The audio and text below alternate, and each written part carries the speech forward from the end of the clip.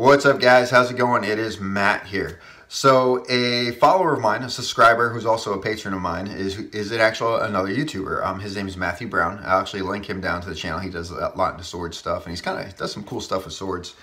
But anyway, he nominated me to take part in what's called the Commie 2-Gun Challenge.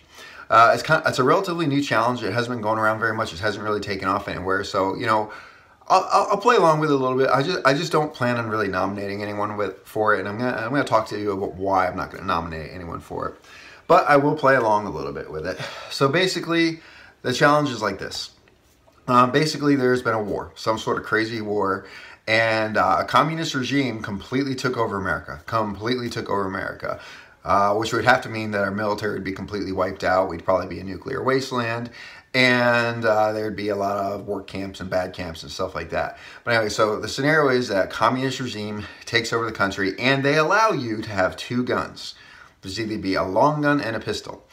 Now, I'm going to talk about why I'm not really going to nominate anyone for this one anymore.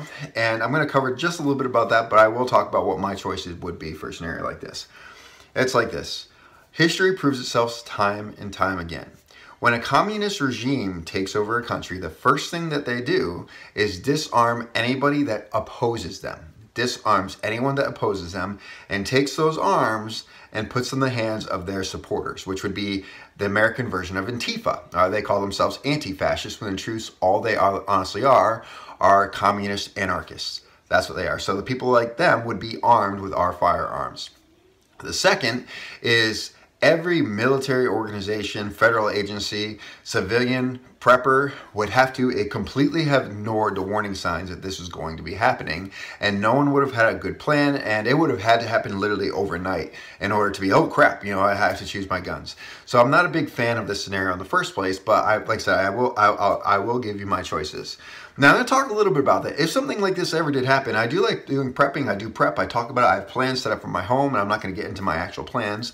Let's say I have a secure location at a certain distance that my family can go and live off and basically live there for a while.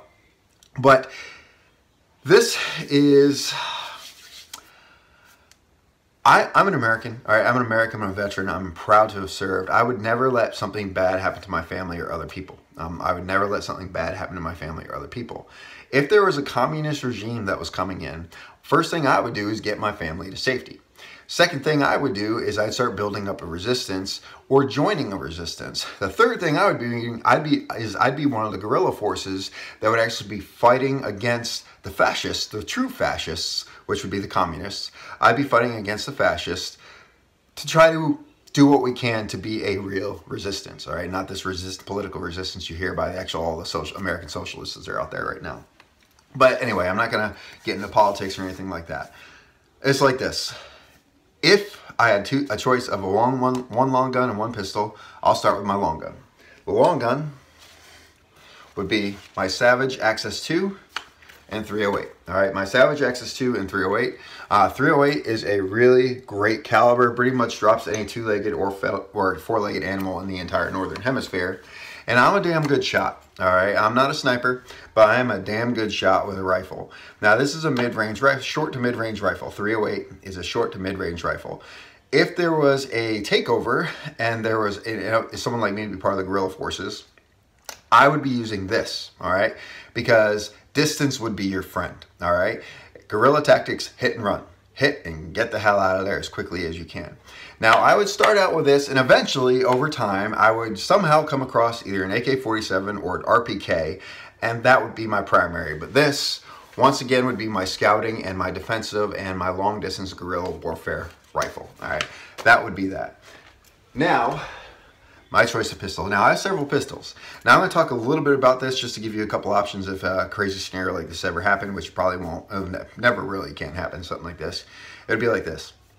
Most modern day forces today, regardless of the country, communist forces, capitalist forces, whatever the force is, their standard sidearm is usually a 9mm. All right, so there's a lot of ammunition out there that's 9mm, and you'll find it a lot. There's going to be a lot of 9mm hardball will be available to you. Me, I wouldn't go with the 9mm. Personally, I wouldn't go with a 9mm. I would go with my 1911. All right, I would go with my 1911. This is 45 ACP.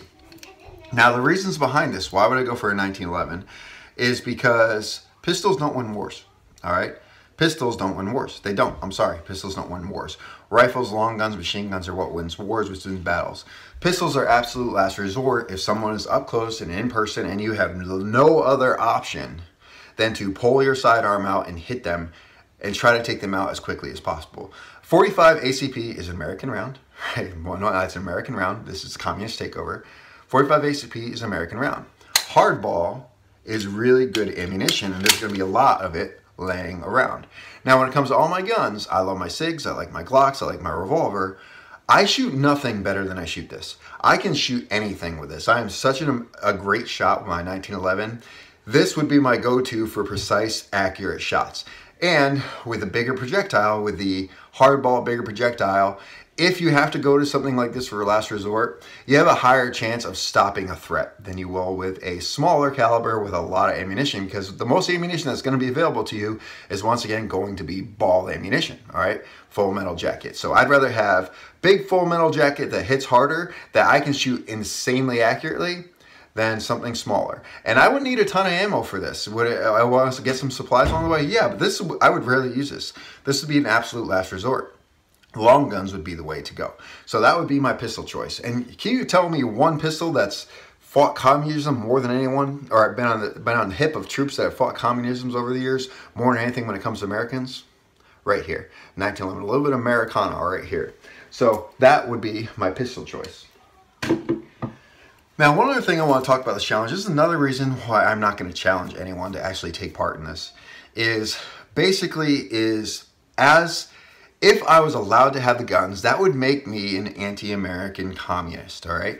Make me an anti-American or a turncoat or a coward, and I just will not go down that path. And I know it's just a false scenario and it's just a fun little prepping scenario, but this scenario for me, it doesn't make sense in the first place, and I'm not a big fan of it, so I'm not going to nominate anyone to actually take part of it in the first place. But there you have it, guys. That is my answer. Those are the two firearms I would choose if this crappy scenario ever did happen, which would be, I would have my long gun, my 308, because I'd be using it from a distance, and eventually I'd get my hands on either AK-47, RPK, or PKM or something like that, and my pistol would be a 1911, all right? Those would be my choices. Anyway, guys, if you like this video, like, share, subscribe, tell your friends about me, and remember, it's our responsibility to take care of each other and protect each other. Peace.